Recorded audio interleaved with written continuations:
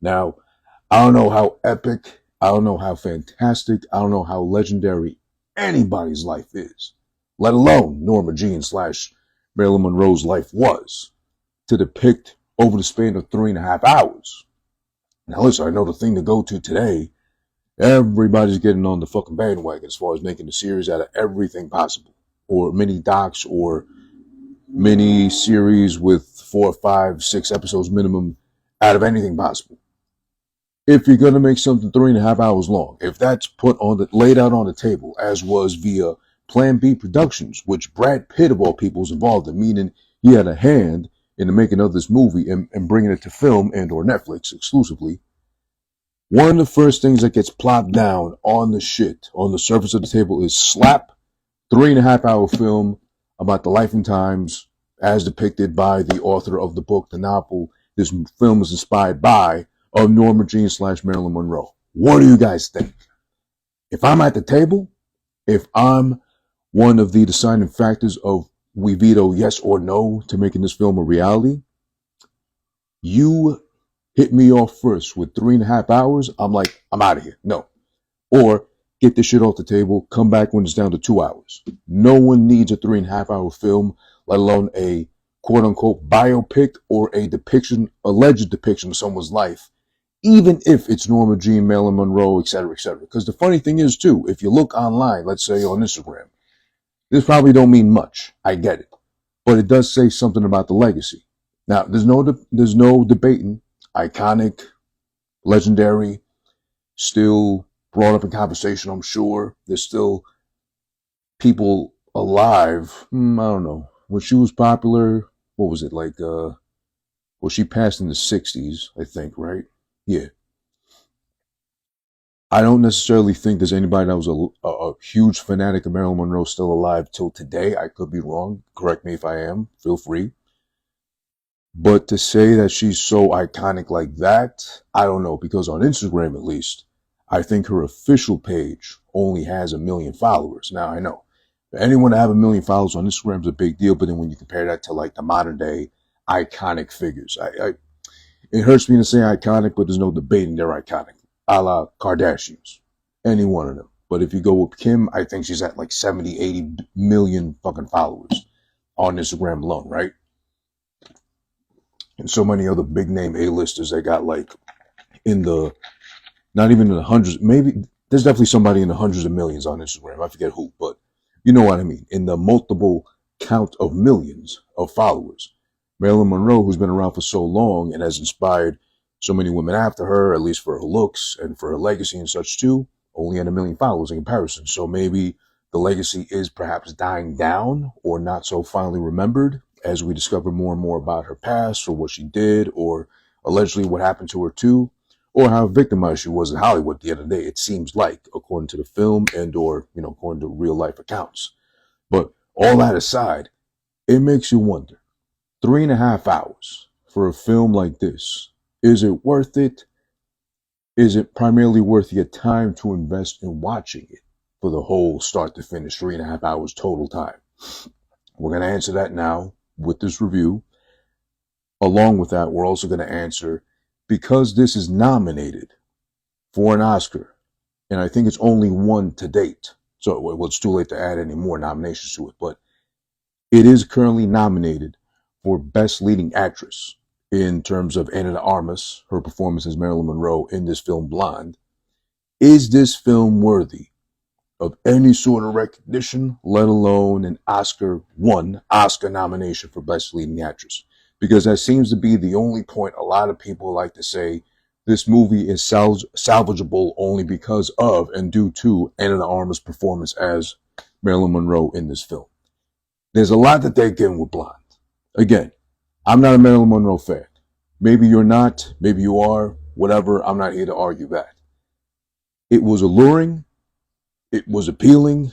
It caught and piqued my interest because, of all things, besides being 3.5 hours long, this was exclusive to Netflix, starring Ana de Armas, who is chef's kiss to her, a beauty, and a pretty good actress too, but also NC-17, meaning rated not for children under 17, not even rated R. which would make sense for a biopic or loosely deemed as a biopic, but NC-17 meaning no children under the age of 17 should see this.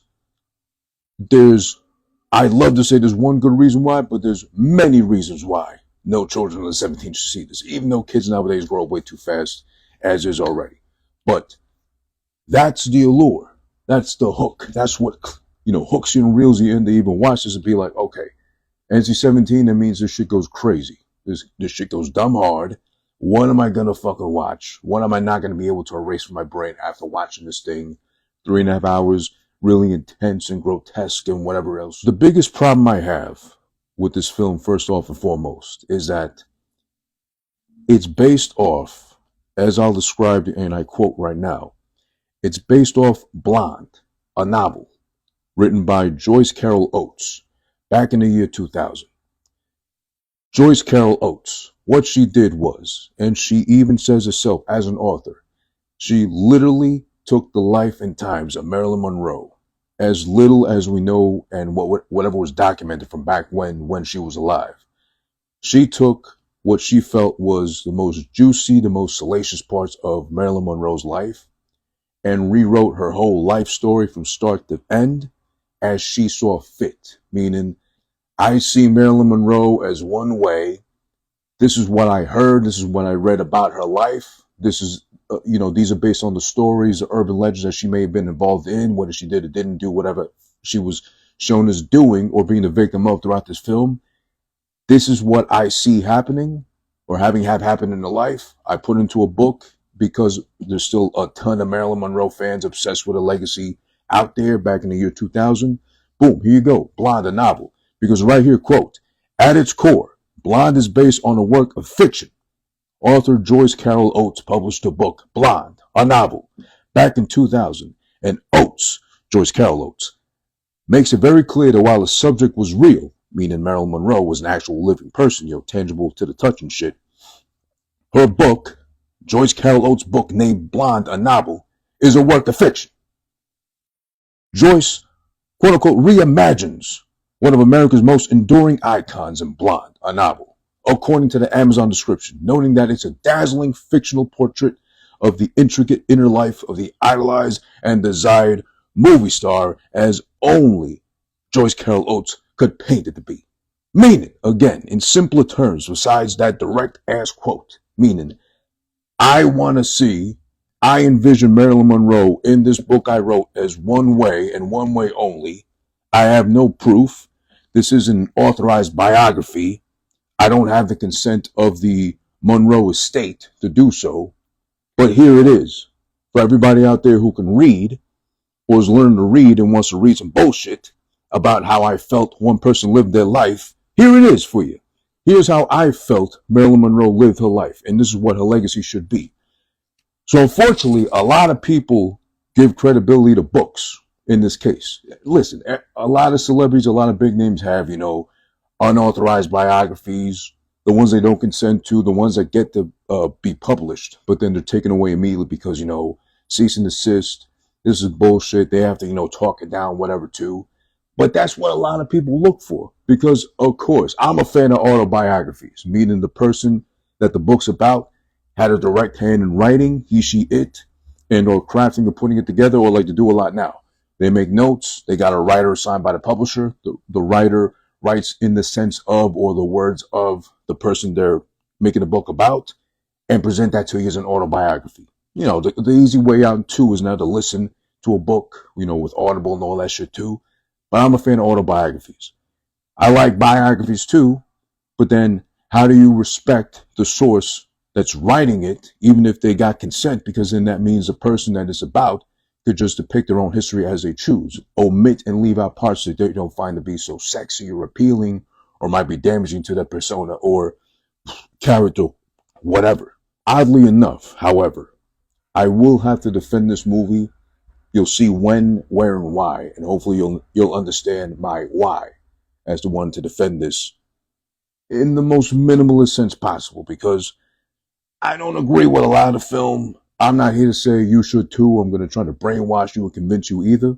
But this is how I saw this film what I didn't like, obviously I've made some of that clear now with, this is based off a fake ass book, someone's alleged depiction of someone's life that was sexy enough to Netflix to pick up and make a movie that they made exclusively available through their service only.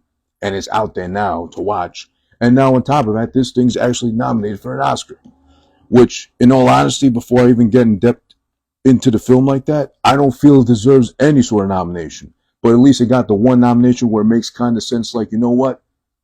Anna Armas did do a pretty good job playing the character. But even with her depiction of the character, her portrayal of it, I got some issues with it. And I'm sure, hopefully you agree, not necessarily to nag on Anna de Armas, but more like, was she the best choice? I don't know. Maybe she's the it girl of the moment. Maybe that's why they did that or went with that decision. Who knows? Not even 20 minutes into the fucking movie, they depict her as dopey enough to get raped, mind you, again, NC-17, so no children under 17. 20 minutes in, she's raped by a top film studio president, Mr. Z, as he's referred to as. This is after they present her as a child with such a miserable upbringing that she's beat up by her mother, slapped, kicked, punched by her mother, almost drowned in presumably boiling hot tub water, burned alive in a house because the mom wanted to drive up a mountain on fire, something like that, some forest wilderness fire going on. She wanted to drive into the fire to presumably drop off the daughter, Marilyn Monroe, with her dad and get to his mansion up top the fucking mountain. And on top of all that too, her mom is sick, obviously. She's not fit to take care of this child. She has to run to her fucking neighbors naked and shake it covered up while her mom is naked, dancing and all lost amidst the flames consuming her house, her apartment and shit. And because those neighbors obviously can't take care of a kid that ain't their own, even if she's old enough, she seems to be nice enough despite the abuse she's been through, forced into a fucking orphanage. So then that's the last thing you see of her as a child, literally turned into fucking little orphan Annie practically, for her to come back and then just come immediately into the film industry and become Marilyn Monroe, no longer Norma Jean, because that's part of her past that she chooses not to fucking acknowledge or reflect on. Again, since I'm not an expert, I don't know much about Marilyn Monroe. That's the part where I was confused. Why that gap in time?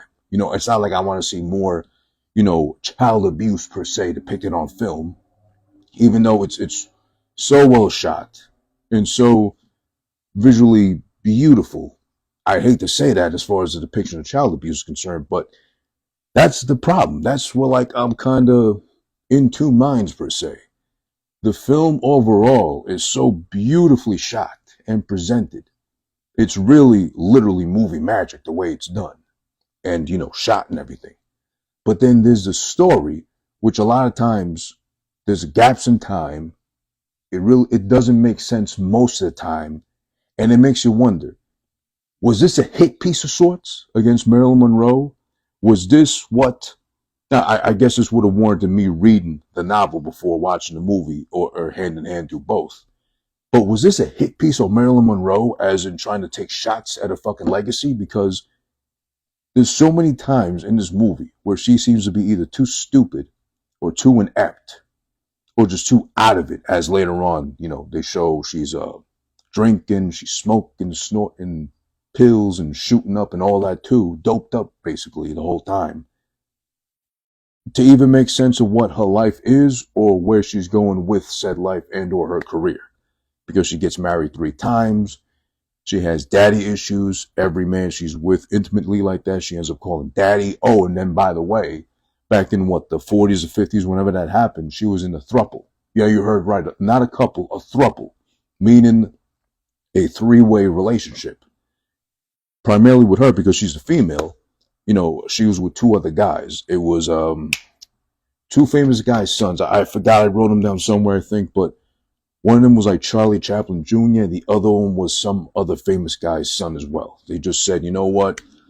We're going to do what we want because we run Hollywood basically, or our dads run Hollywood pretty much. So why not? We're not just going to be in a 3-way couple. 2 guys, 1 girl.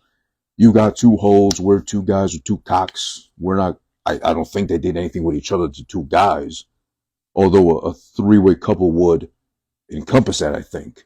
Because if it's two guys and one girl in a three-way couple, that means they're all in love with each other three ways.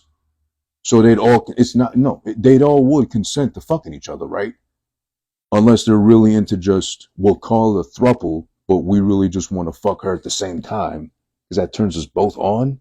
But then if they are a throuple in the sense of it all, that means they would be fucking her, one in the pussy, one in the ass. And then they would just pull out and just start sucking each other's dicks or something like that. And then she would just finger them both in the ass. I guess. Maybe that's what a throuple, uh, I don't know. Maybe that's like throuple activity. If anybody out there's in a throuple, currently, you were in the past, whatever, I'd love to sit down and talk with you. Not because I want to be nobody, no thanks. But I would like to know the inner psyche of being in the throuple or heavily involved in one too. They just fast forward to her being in the industry. And again, that's what, again, when we get 20 minutes into the film, she's raped. Literally, she goes into the office of this Mr. Z guy. She's there like kind of just like a doughy eyed like a deer and shit, looking for a film, looking for a chance to be in a film, and she's just sitting there minding her business, picking a nose and shit. And he just makes his way around his desk, comes around her, lifts her up, lifts her skirts up, and just fucking starts ramming her too. So I'm not gonna say it made sense for the times back when that it happened, because I don't even know if that did happen. A lot of what, you know, Marilyn was involved in, or Norma Jean was involved in IRL in real life back when, seems to be alleged. But there's a lot of alluding to, she was with this one, she did this with that one, she had slept with this guy, and, you know, there was a whole affair with JFK, which they really had fun depicting. And I gotta say, when we get to that part, I'll say why it's actually, oh God, it's so, this film is really conflicting. This is why I'm like so stunned. It was nominated for an Oscar, at least for a leading actress nomination for an Oscar, right? And Armas's portrayal of Marilyn Monroe. But it's really hard to really consent to it, but I'm going to try to see if I can steer it in that direction to make it seem like it makes sense at all to have it, you know, nominated in that sense too. 20 minutes in, she is just a piece of meat, a piece of ass, literally, for anybody who feels like it, that's higher up enough in power in Hollywood, because she wants to break into the business, right? I doubt, I would think, and again, this is pertaining back to those times. Times were different. Times were way rougher for women, even the pretty ones. Because now, you know, with pretty women, there's a lot of what they call simping happening, with guys really just bending over backwards to do anything to please a woman because she's beautiful, or they meet her standards, their standards of beauty, to feel like, you know what, I do anything for her, I die for her. Really wasn't the case back then. You know, what pretty women were always appreciated, as I'm sure they were throughout time, regardless of the time era we're speaking of. But back when, the prettier the piece of ass, the more powerful the man would be that would come in and just use her, abuse her, and just do what they like with her. Like she was a slab of meat, like what they do throughout the fucking movie with her, pretty much. And she just takes it. I mean, besides take it physically, she takes it as in just abuse after abusive relationship, after abusive individual, after person just trying to convince her that she's not worthy, or keep it down. It's confusing. I really don't understand how somebody could have been this famous, this iconic, this legendary, but they were literally being shopped around like they were the prime piece of meat dangling in a butcher shop. That's as best as I can describe her from what they're trying to present her as in this movie. I don't get it. You don't fight back. You just take it when you're getting raped in someone's office, and she just pulls her skirt down, you know, tries to press out the wrinkles of her dress and runs out crying. Obviously, you've been fucking taken forcefully, so why wouldn't you? My other problem with the film, and it's not a big one, but it's there, is that they like to pat themselves on the back as far as the extensive training with the dialect coach that Anna Armas went through to play Marilyn Monroe, because obviously Anna Armas is a Cuban, born, I believe, and raised. Yeah, something like that. Something like she just came to Hollywood like some years ago, learned English miraculously overnight. And I mean, then again, you look at Anna Armas walking down the street. You happen to bump into her. She knows speaking no English. And you just have her speak English and Spanish. And she's like, oh, I'd love to learn English because I want to be an actress, obviously saying that in Spanish. Who wouldn't fucking go out of their way to personally one-on-one teach this fucking beautiful ass girl, as you can see in this poster right here? Who wouldn't go out of their fucking way, make time in their day to teach her some fucking English and be like, I taught her English, and dangle it over her head like, I taught you English, so you know, hey, come on now. My tongue speaks French, and hopefully that pussy sings, I don't know, in English and Spanish too. Let me get in that. Why not? Who wouldn't take the time out of the fucking day as a man, a self-respecting man, to willingly teach, I guess in a sense kind of simp for her, Hannah the Armas, and teach her English and help her get on her way, or at least kind of help her learn English. I don't know if she came with money, maybe she paid for a fucking a language coach early on. I don't know how she learned English. I forget that part of the story, but the fact that she learned as well as she did is fantastic. It's great, but there's no hiding the accent, unfortunately. And I'm not here to judge accents. I'm not here to put her down because the accent, I know it really sounds like she tried. She tried her best for, like, I think I read like 9 months or something like that, intense training with a dialect coach. I think it should have been a full year because there's a lot of point in times. There's a lot of lines that get delivered by Anna de Armas's depiction of Marilyn Monroe, which is like, Marilyn Monroe did not have a Spanish accent. Where is that creeping in from? Where is that sliding in from? When did Marilyn Monroe, get bonked in the head, put into a coma, and woke up one day in Cuba and just started speaking Spanish, like Fidel Castro, blah, blah, blah, blah, anything like that? Because here's some examples. Again, I would say, and I would co-sign, great job done by Anna de Armas as far as depicting Marilyn Monroe. But here's some examples of where it is very obvious she really should have honed those lines, or if the dialect coach got paid, maybe they got underpaid and they felt like, you know what, I don't really feel like teaching them that much. She learned enough. She'll get through it, whatever. It's on the movie's fucking end to make sure she says her lines properly. We're not so much about a hint or whatever, right? Here's one. She's supposed to say in like a theater fucking thing she's doing, right? I think I am Neil. I think I am Nell or Neil, whatever it was. She confused me so much with a dialect that it's confusing to me now. But she's supposed to say, I think I am Nell. But because accent is very heavy in Anna de Armas, she ends up saying, I think I am Nell. And it sounds just like that when you watch the film. Now, I'm thinking, this is me. Hear me out. I'm not judging. I'm not trying to be mean, racist, none of that shit, because I'm Spanish too. But I don't have an accent. I have a New York accent. So forgive me for that one, if it's too heavy for you to even handle right now. But if it's supposed to be, I think I am Nell, but she says, I think I am Nell, I would think maybe get her back into the post-production booth in front of Mike and lock her in there and say, don't you fucking leave that studio until you hit this line right. Because we spent all this fucking money on film, on footage, the film in black and white, and make it look like it was those times back when Marilyn Monroe would have existed, to have you come out with, I think I am Nell, or something like that. But it seems like a little bit of minor detail. I get it. But if it was just once, forget it. I wouldn't even mind. I wouldn't even point it out. I wouldn't even bring it up to you right now. But the problem is, it happens way more than once. It's like it's like she makes it 2 sentences, convincingly enough, sounding like a Marilyn Monroe would, but then she hits the enye, she hits the fucking sound that has her tripping over her own tongue, or she just can't help but sound Cuban as shit, because then there's another one where she's supposed to sing Gentlemen Prefer Blondes, which is an iconic Marilyn Monroe song, and I believe movie as well too, with a whole recreation of a scene. She's in a pink dress with like diamonds and shit too. She can't say gentlemen prefer blondes. She say gentlemen prefer blondes. It's there. And it's annoying in the sense of, it's not her fault. She does have the accent. They went out of their way to hire a coach and hire her in the first place, Anna de Armas, to play Marilyn Monroe, because that's the thing too. She does oddly enough look like Marilyn when she's done up with the wig and the makeup and a little mole on the fucking face too. There is like, a very good resemblance, like if you blinking and miss it, as far as like, that was Marilyn Monroe? Oh, that's Anna de Armas. Oh, who would have fucking known that shit, right? But it's the accent that makes it painfully clear it's not Marilyn Monroe. Obviously, you're watching the film. But also you think, if they went through the trouble of saying Anna Armas, she's got an accent, but with a dialect coach, hopefully she can work that out, whatever.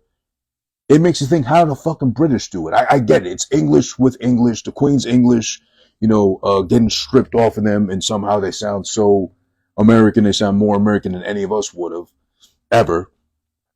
But with her, it makes you think they could have spent a little bit more time with the coach, maybe like a full year with the coach, and or in post-production, salvage it, have her dub it over, but like properly pronouncing her shit. Because for the most part, she gets some of it down pat. But then there's, again, these lines in question. Or even when she says daddy, she doesn't say daddy, she says daddy. It's so stupid. And that's the thing she has to say the most often throughout the movie, because every man she falls in love with, has a relationship with, or even marries, like she does multiple times here, she calls him daddy. Daddy! It's not, it sounds like someone trying to say Wally, but instead of Wally, daddy! And again, this is no taking away from her overall performance, which is really good, but I don't think it really merits the Oscar nom for Best Leading Actress. And I think she's just getting it because she looked a lot like and did her best to portray Marilyn. But lead actress nomination for Blonde in the Oscars, I don't think she should have gotten it.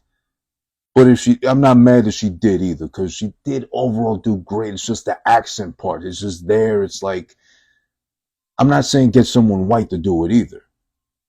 But at least if you're going to trust her enough to do it, looks alone can't be the selling point. Because if you got songs that are being recreated with her singing, and she does a pretty good job singing them too, and delivering her lines, all that acting aspect of her, I got no issues with. It's just, I think that encompasses part of it too, as far as an accent, losing your own accent to properly portray the character you're playing too. How does Colin Farrell do it? Have you heard Colin Farrell talk in real life? Oh, man, great guy, great actor. I'm not debating that at all. But somehow he manages to lose his accent completely, which is, I'd throw it up in the same category as the Cuban accent she got going on too. As far as being so heavy, how the fuck do you lose it to even like deliver a line properly in English on film to be recorded forever in the annals of history, right? But he does it. Why couldn't she? And again, I don't really want to say it's judgment against Anna de Armas, because at the end of the day, it doesn't matter. She's a piece of ass. She knows how to act. She knows how to deliver her lines. It's just the delivery phonetically of her lines. With the accent, it's like, you're going to trust her to be Marilyn Monroe? But all right, whatever. I guess, at the end of the day, Hollywood's going to Hollywood. So I guess it makes sense to somebody. And again, who doesn't want to look at Marilyn Monroe, a.k.a. Anna de Armas doing her best as a naked multiple times throughout the film Marilyn Monroe. All right, so back to the throuple thing, right? Okay, so it was Charles Cass Chaplin Jr., or Charlie Chaplin Jr., and Edward G. Robinson Jr., or Eddie. These are the two guys she has the throuple, three-way relationship with. Kind of 1, 2, 3. 3 people in a couple, right? So 3-to-1 odds, right? A lot of their foreplay dialogue is so corny and so stupid, it makes you question if there's any validity to them being a throuple ever at any point in time. Because if they just came fresh off of, thumbing through the dictionary that goes through some words and use that as stimulation and or foreplay with, I'm sorry, but they depict her as a pretty dumb blonde, why bother? Just be like, I'm Charlie Chaplin's son. I'm Charlie Chaplin Jr. I'm Edward Robinson Jr. We're famous. We're white, presumably. We're deep, deep, deep into Hollywood. One phone call, we'll get you in any fucking movie or production we want to. I think that's more than enough foreplay than fucking, talking about on the Neil deGrasse Tyson vibes, the interstellar connectivity between gas and molecules and lights and shit. And if you look up into the fucking deep anal of space, black as it is and white as the stars are, it's all interconnected. And I need to be inside your pussy right now. And so does my guy, but I'll be in the pussy. He'll be in your ass and you'll jerk us off afterwards too at the same time. So we both come on each other. Why even bother? Just be straight up with it too. Because I don't know about the concept of a throuple from back when, but then you never really know history in depth like that unless you lived in it too. and then you can't know anyone else's history too unless you're that person either, right? So maybe there was such a thing as a throuple back in the 40s or 50s, and Marilyn Monroe might have been in one too, but that was a pretty fucking boring one too, because they're all worried about the foreplay and fucking each other all the time. And literally, I think it was just an excuse for those two to pass her off like a ping pong ball with their dicks being the paddle, pretty much. Because I don't see them getting into each other's asses or mouths, the two guys. It's only, them fucking her at the same time, and they're grabbing on the titties. I got one tit, you got the other one. Okay, now we're interconnected like that too. And this is a really horny throuple. And because I guess they had that sort of entitlement, to both of them. Charlie Chaplin Jr. and Edward Robinson Jr. were really that horny and that entitled and privileged. There's a part where they're fingering her, both of them at the same time, in the movie theater at the premiere of one of the movies. I forget which one it is, but the point was, the whole selling point of that scene was her in the middle of them in the theater, front row and center, where, all you gotta do is like look over their shoulder and you can see what's going on underneath the skirt and shit, but they're both going at her at the same time, double pedal action on that fucking clit. So she's squirming in the fucking chair the whole time, just like can't sit still, like a fucking child off the Ritalin and shit in the theaters too, biting on her fucking bottom lip, trying to compose herself and seem like ladylike, but still she's like squirming like you're trying to bait a squid or an octopus onto your fishing boat and shit. She's just like trying to keep composure, watching the film and everything too. Thank God she didn't have tall hair, because that'd be really annoying, because then no one behind her could be able to watch anything going on too.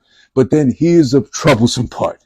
That part I don't mind so much, but it's like, okay, we get it. There's enough fucking between them on film.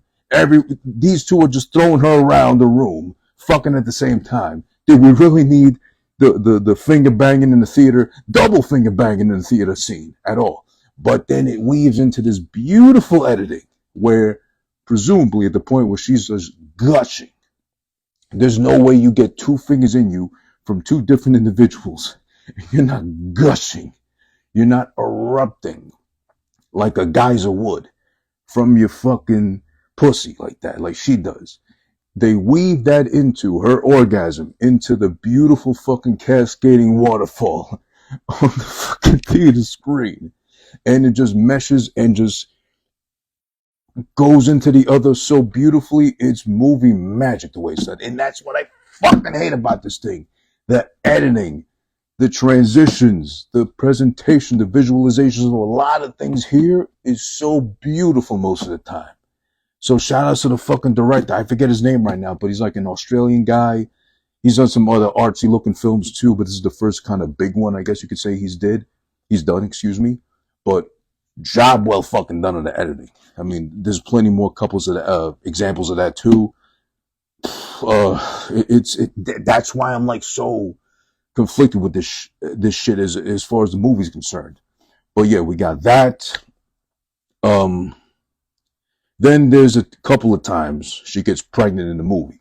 So I tried to look into this. It just seems really complicated to kind of confirm if it did or didn't happen at all, but it seems like she may or may not have been pregnant. This might have been more of the book depicting her as getting pregnant more than a couple of times, and mostly for the point of making that she had a bunch of abortions, which was, of course, frowned upon back when. I stand with, a woman having the rights to her body. I joke that, she has a right to choose a color apron that matches her eyes when she's in the kitchen. I kid, of course, that's a joke. But yeah, I definitely consent to like a woman. I definitely agree a woman should have the right to do what she feels like with her body. Do whatever she needs to as she sees fit to do so. But they depict her as having had 2 abortions, obviously after 2 pregnancies, that were unexpected. The first one is a result of the throuple. They agree to have the baby, but I forgot what happened. She didn't have it. She didn't have it. She lost it. Something like that, right? Something along those lines. I forget, to be honest. It's kind of like I can't really remember right now. But she lost that baby. Not born, obviously. There's the time she got pregnant by... I'll get to that later. But there's a part when she got pregnant or knocked up by John F. Kennedy. And it's really tough to watch sometimes, too.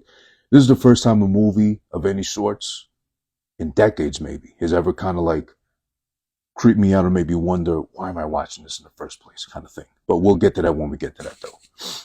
In one of her many abortions that she has, the first of many, mind you, they depicted, well, first off, you see the insertion of the clamp to like pry her open so they can perform, the deed, aka abortion, right? They show it, the insertion of it. It's creepy. It's the first time I ever see anything of the sort besides a cock going in the pussy. So kind of like, oh, wow, that happens, huh? They show it. They show her running back into the burning house from when she was younger and she almost died in. When she's running away literally from the abortion table, which is like seamless. It just segues right into it too. You have to watch it for yourself. It's beautifully done. Oddly enough, with something that's not so beautiful to depict on film, which is the actual insertion of a tool to start the process of an abortion, which again is conflicting. I get it, but that's also why I'm kind of conflicted overall with this film. I'm split apart like her legs were when they were about to do the fucking thing, and it's just all confusing. I swear to God it is. At some point, she marries Joe DiMaggio, right? Joe DiMaggio? Yeah, Joe DiMaggio, a famous Yankee from those times back when baseball played, in other words, too. Where I think it was documented, I believe, I don't know, I don't want to assume, but I think it was documented before that their very rocky relationship was based off a lot of abuse. He was a wife beater, presumably, and that's how he is clearly depicted as. He seems like a good enough guy, but he also seems like he's been being depicted as a simp who can't handle being with a sex symbol, as Marilyn Monroe was. So it seems like he was really provoked at the end of the day, not so much just a typical average Joe, no pun intended, Joe DiMaggio, that would just beat his bitch because he felt like it. No, it seems like he actually did kind of care for her, besides her being a fucking national icon. But he got provoked because of his own insecurity of being with such an iconic, seemingly powerful female, to his counterpart of being a famous, ball player, that he couldn't handle it. So he had to feel like he had to beat her at certain points and times, as he did very brutally depicted on film. There's a scene where I think the second time he beats her, after she hits the iconic picture of her dress flapping over her head because of the underground vent blowing up her skirt. When he sees that happen and she comes back to the hotel room to see him after, it was done, he'd already told her, don't do any more of that shit because it makes you feel bad. I'm your husband. You're supposed to respect me and not put yourself out there like a piece of fucking meat and shit. Your pussy's my pussy, basically, not for the world to see. And you don't even see nothing when her skirt fucking flies up overhead. You see like the granny panties she's got on. No lips. She don't got moose knuckle or camel toe or nothing. It's almost unattractive, actually, because she's got ass and an Armas, but she's got these granny panties on her too, which kind of make it feel like I'm looking up a grandmother's skirt, if anything. But point is, she comes back, and this is the second time he beats her. And the second time he beats her, thank God it's off screen, so we're just alluding to him really beating the shit out of her. But it really sounds at some point like they're having a hardcore match. Like he's just body slamming her through coffee tables and just taking vases or vases, whatever you call them, smashing it over her head and just taking his belt and just whipping away. Whip my hair back and forth. Shout outs to fucking, what's her name? Willow Smith, right? I whip my hair back and forth. If I had any hair, I'd whip it, but you know what I mean. There's a ton of that shit. And then he beats her. I think it was afterwards or before, I forget. No, the first time he beat her. Oh yeah, this is the thing. So the first time Joe DiMaggio beats her, as according to the film, I'm not saying he did, but the first time he beats her is because the two boys from the throuple had some incriminating pictures of her, aka some nude pictures of her, that they presented to him saying, hey, we had your wife, both of us, at the same time a lot of times, and here's some naked pictures of her from when we were all together as a couple, consenting, of course. So I get that, but I think it was hinting at they were going to publish them, or maybe they were the ones that they used in like the issue of Playboy where she was naked in, via Hugh Hefner and such. Rest in peace, I guess, kind of, depending on how you feel about him, but whatever. So that's the first time he beats her for that shit. That's why he ends up saying, hey, Joe DiMaggio, he ends up saying, hey, don't do that again because you're not a, slab of meat. You're mine. You're my wife. Respect me at least enough to not be like that. She takes that picture with the fucking, the wind blowing up a skirt and shit. So that's when he really lays into her. And I believe that's when they officially divorce because, if you got somebody ready to fucking choke slam you to hell at any given point in time because he feels a little insecure about himself, then maybe they're not suitable to be your husband or your better half, per se, right? Or your worse half because he's the abuser, right? Allegedly. I don't fucking know if any of this is true. Again, this is based off the novel Blonde, which the author herself, Joyce Carol Oates, admitted, hey, none of this is real, by the way. I'm just writing a book about Marilyn Monroe, how I see fit because I feel like depicting her this way. It's fake, but, I want the money to be real. It comes in from people buying the book back in the year 2000. And now, more money for her, I'm guessing, because of the fucking film being as controversial as it was. It's reaffirmed, it's confirmed, and now it's just getting, tiresome. They have to hear her call every man in her life referred to as daddy or daddy, as, because she got a heavy accent, this Anna Armas girl. Every man around her is daddy because then she leaves Joe DiMaggio, she leaves the trouble behind. That was years before that. And she ends up with this playwright, Arthur Miller, right? According to what I was able to read and find out, it seems that Arthur Miller is the only one that can confirm or co-sign that she called him daddy all the time. How it's depicted in the film, it seems like, funny enough, it seems like she lucked out with a lot of good guys. So DiMaggio at least seemed like he was good-ish, considering he was famous himself and a ball player and all that, could have had any woman he wanted. But Arthur Miller was really like the top choice as far as like ideal husband because he's an older man in the industry where she wants to be taken seriously as an actress at the time too, beyond just being a pretty face with a great ass and some nice tits. He seems to care about her a lot, but again, he's the one in IRL in real life that only confirmed that she ever called him daddy. Now, we can maybe assume DiMaggio was called daddy. Maybe the other throuple guys were daddies to her or daddies. But he seemed to be the good one. Seems ideal. She gets knocked up by him. Consensually, of course. They're together. They're husband and wife. Seems to be happy. There's a part where they're gathering with friends by the beach, by where they live in this like beach house kind of thing going on. He sends for her to grab the food. She grabs the food to bring to the beach. And she trips on a rock while she's pregnant. And then, again, it's this fucking segue in this movie. The editing, the post-production, all that, it's wonderful.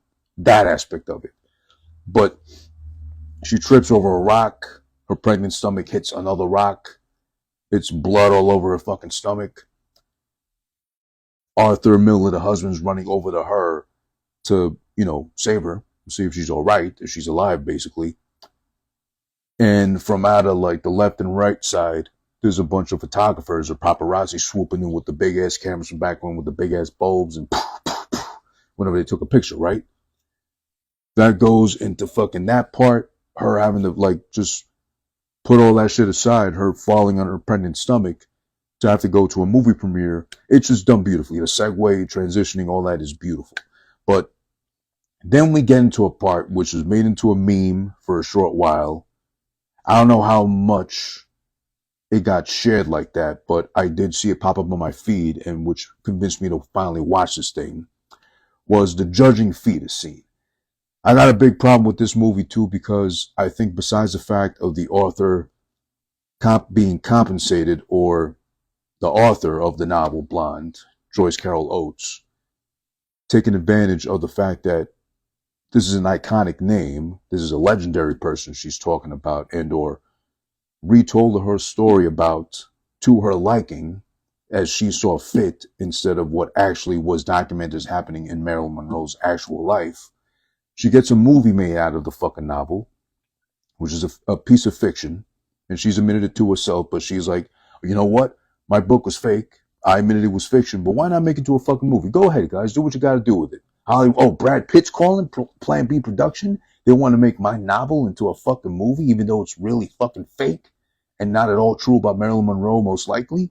Yeah, sure. How much? Oh, I get that big a bag. Let me go for that. Why not? It's right there, right? I'll just take advantage. Marilyn Monroe's been dead for over half a century now. Who cares at the end of the day, right? Let me fucking profit off of her name to my advantage, to my liking, right? It's money at the end of the day. Money's still alive. Marilyn Monroe ain't alive. So why not take advantage of what's alive, right? Live in the moment, I guess. Okay. The movie didn't need this part at all. This is some really fucking, I wouldn't even say woke. I don't even know what to call it. But it really bothered me, not like it creeped me out, but it bothered me because it's propaganda. And it's trying to get kicked towards the audience as far as, obviously, as I touched on before.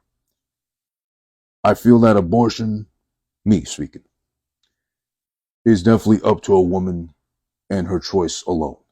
Outside influences from, spouse, whoever they share their life with, partner, whatever, may have some involvement, may have a say. But the ultimate decision should be taken by the woman. This scene right here is literally her in her rose garden, in the house, behind the house of what she shares with fucking, Arthur Miller, right?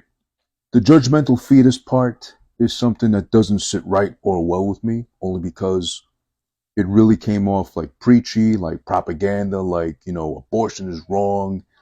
This bitch right here, this whole movie's based off of, according to the words of, Joyce Carol Oates, who really depicted Marilyn to be, inept, stupid, idiotic, a victim, but like a lamb just taking whatever kind of torture mentally, physically comes her way. She just willingly takes it because she's a good girl, presumably with daddy issues at the end of the day. On top of that, gets shunned because allegedly, I don't think there was any confirmation. I don't remember, to be honest, that she actually had all these abortions, let alone all these times she got pregnant and had led to abortions, right? It comes off really preachy and tacky, my opinion, of course, that of all things, you gotta have the scene depicting her fetus, the baby, the life forming in the stomach, talking to her like telepathically, it seems like, and telling her that we were all the same baby, referring to the first time she had an abortion. Because she says, no, you're not the same baby, you're different. And the fetus is, because we don't know the gender, he, she, it, the baby, the fetus was like, we're all the same baby at the same time. So because then that delves into like, more right wing, more like God fearing.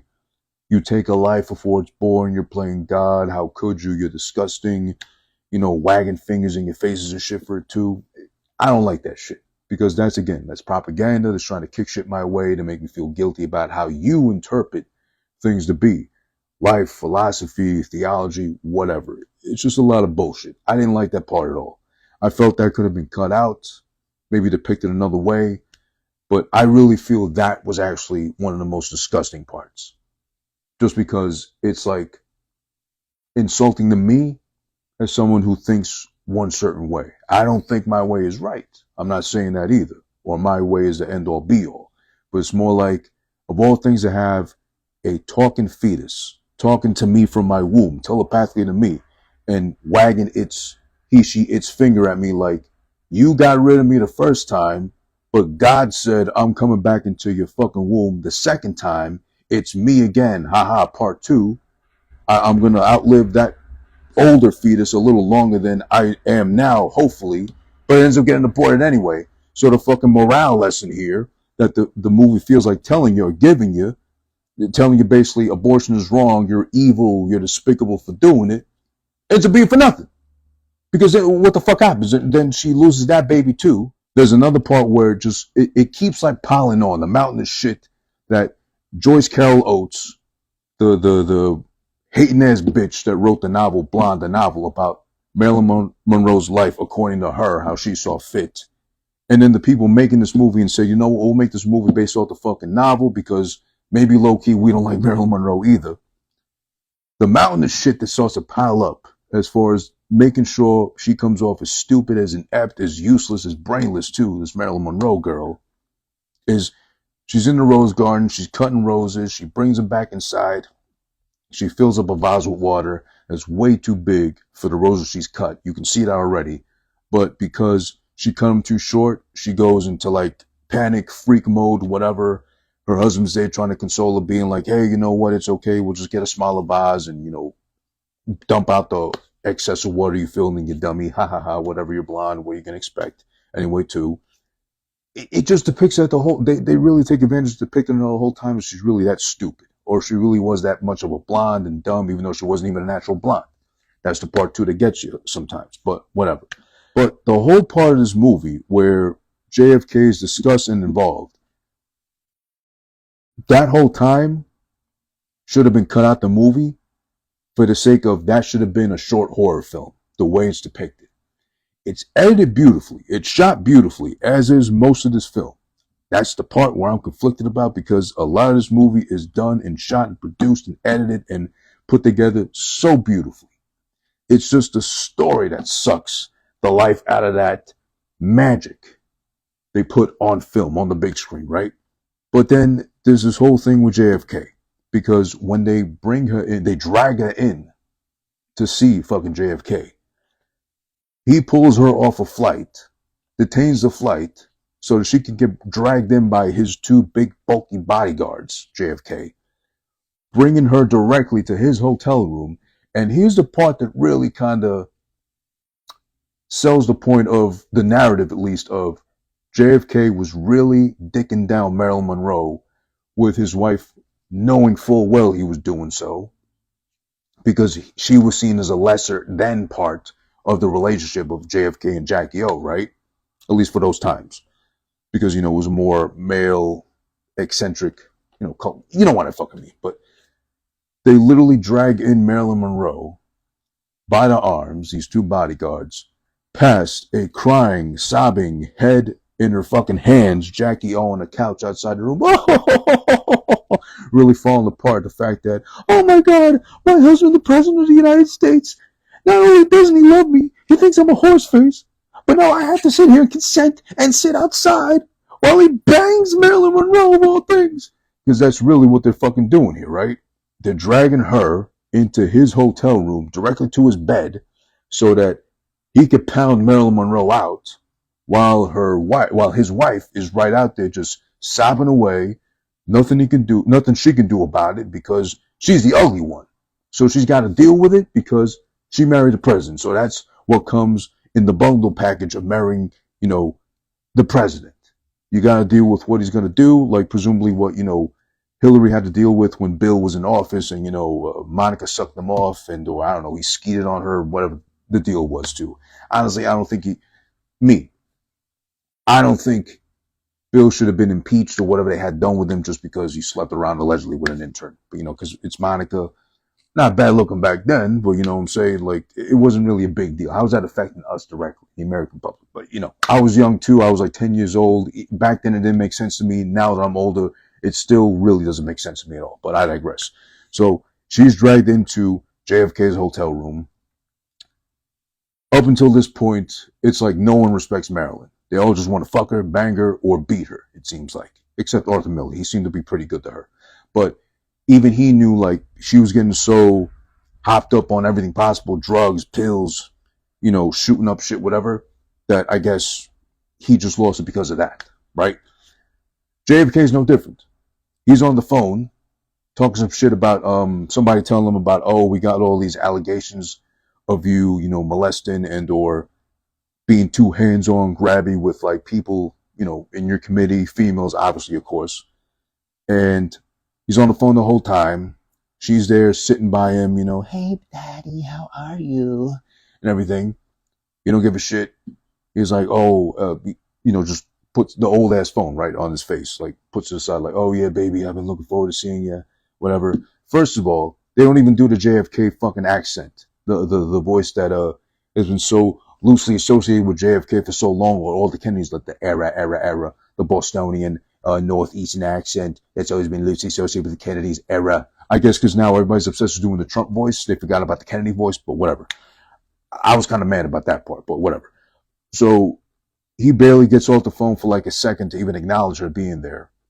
He's watching, I guess, something about missiles and rockets taking off too. She's there. He forces her to give him head. It's just straight up fucking you know, shut up, honey, put your lips on my cock, start sucking away. That's what you're here for. He doesn't even say that. No. He just takes her fucking head and starts forcing it down on his cock because he's in the hotel room on his bed anyway, too, with only his underwear on. No, I don't even, no, he was naked. He had his bed sheets covering his cock, forces her head down on him. She's sucking him off. And the only words he says to her are, you know, come on, don't be shy. Come on, get me hard. Let's go already. Come on, you're supposed to be this fucking desirable ass woman. And I'm still soft over here laying on my back. Come on, bitch. Work that mouth. Whatever. And it's shot so convincingly well, too, where it looks like she's actually sucking someone off, at least, because she's got a hand over her mouth. She's going to blow into a trumpet. Whatever. It looks really convincing. I know it's a lot of tomfoolery and or angling, but it looks convincing enough. It almost looks like she was sucking dick. Real. So I guess maybe that's why she got the lead actress nomination for the Oscars. Maybe part of it. But really committed to it. She's crying throughout the blowjob. She fucking finally gets him off. He busts in her mouth. At the same time, while watching on TV, the missile's taking off. So it's really a lot of great, some more fucking, you know what? The fucking problem with this film again. A lot of it is depicted and make her look stupid. Just a fucking, she might as well have been a real doll or like an inflatable blow up sex doll at this point too. But god damn it, the editing, the production, the visuals, how everything's shot. It's all done so perfectly where you almost forget about the horrendous story you're being presented with. Because the missile's taking off at the same time he's fucking nutting off, and then she's finally relieved to not be sucking his dick. But then she's sitting on the edge of the bed. He finally gets off the phone to talk to her for a little bit. But then he's like so upset about something, or I forgot what she said. She said something that bothered him, presumably. So he just backhands her. She blacks out. Boom, again raped.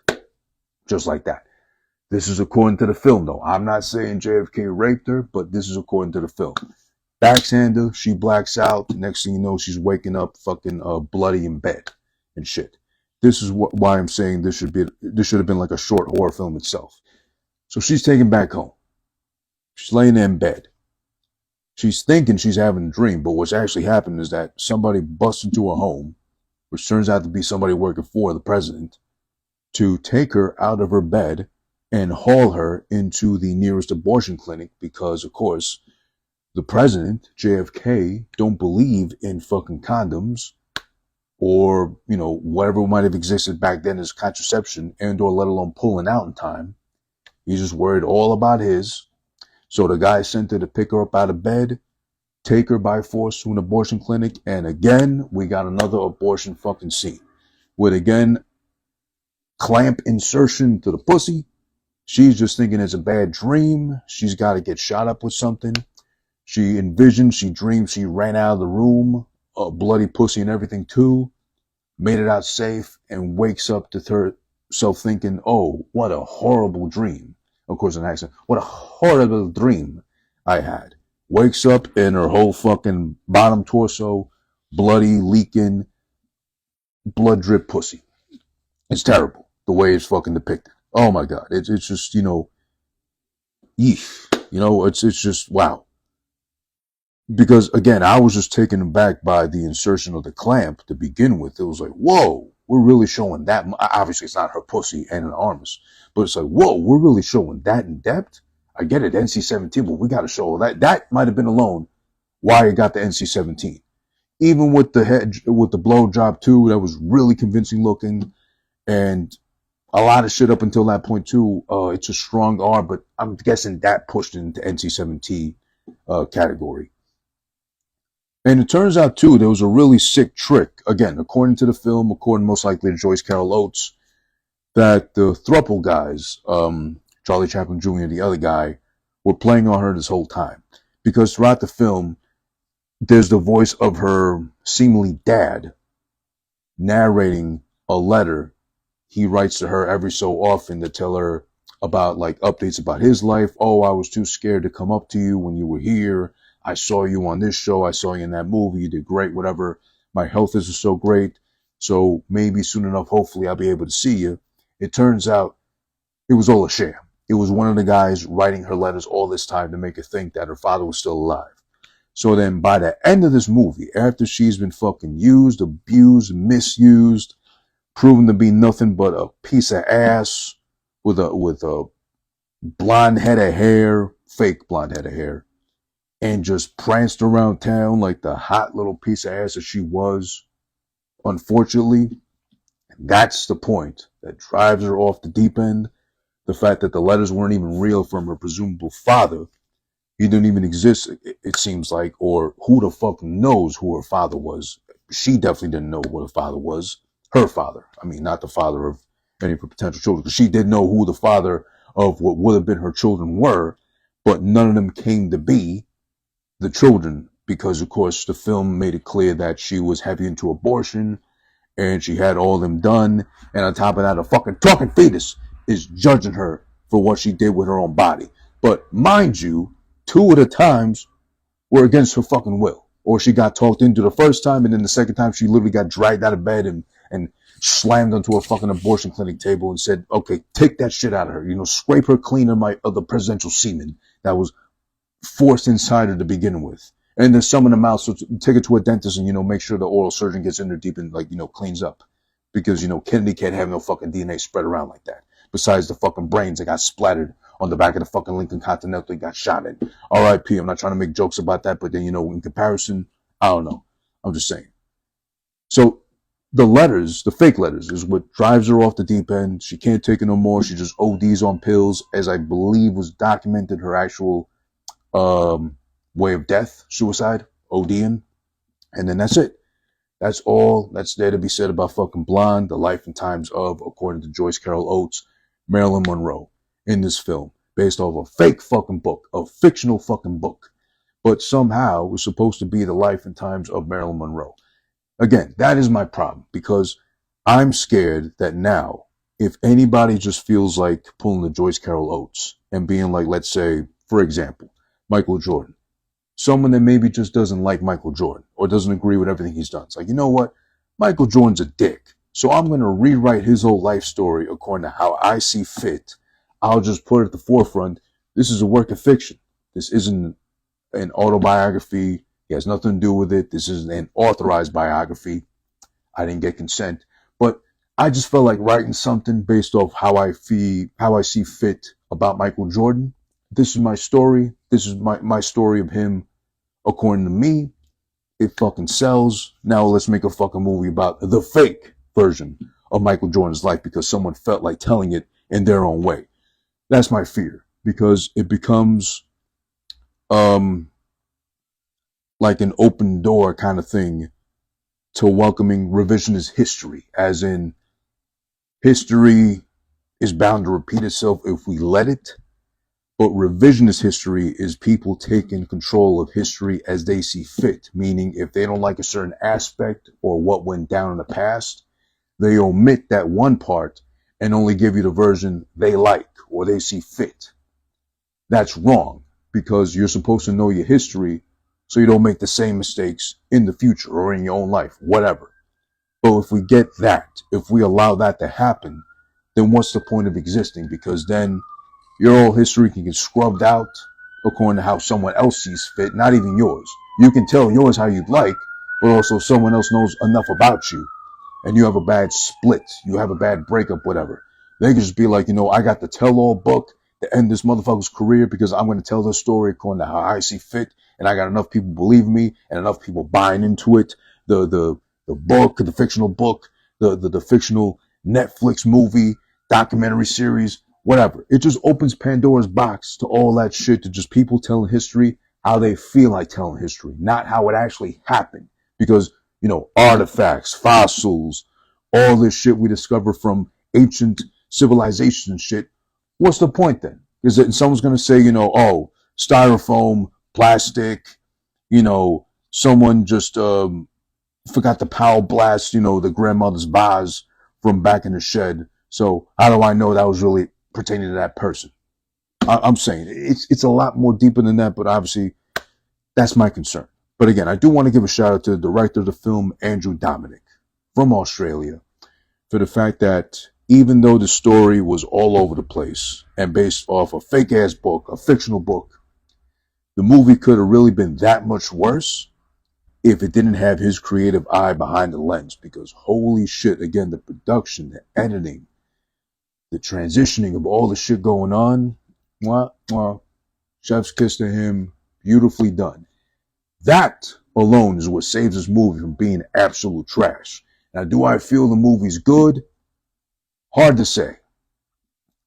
I can't even rate it because I'm so conflicted about the presentation of the film being so beautiful and so just well put together versus the subject material. I can't get with it. That's what bothers me. But then I look at how it fucking flows and it just builds up and is presented visually and such. And then I'm like, fuck, this shit is good looking. This shit is great to watch. If I could watch it with the sound off, maybe that would make more sense, but then it'd be kind of dumb to do because that's 3.5 hours of watching shit on mute. Like, no way, I can't do that. It definitely earns its NC-17 rating because of the graphic sexual content, the depiction of rape initially within 20 minutes, and I think let alone of how they, show her getting like inserted, penetrated by a fucking clamp to pry her open, and have the semen scraped out, or just have her get the fucking sperm and egg meeting and making a fucking life potentially out of her. I never thought I'd be bothered or disturbed by a movie because I really don't get like that with any movie. But first time in a long ass time, I'm like, wow, what did I just watch? And that kind of made me uncomfortable. But not in the sense of like I'm gonna, trash the movie because of that. Like, damn, that seemed like extra for no reason.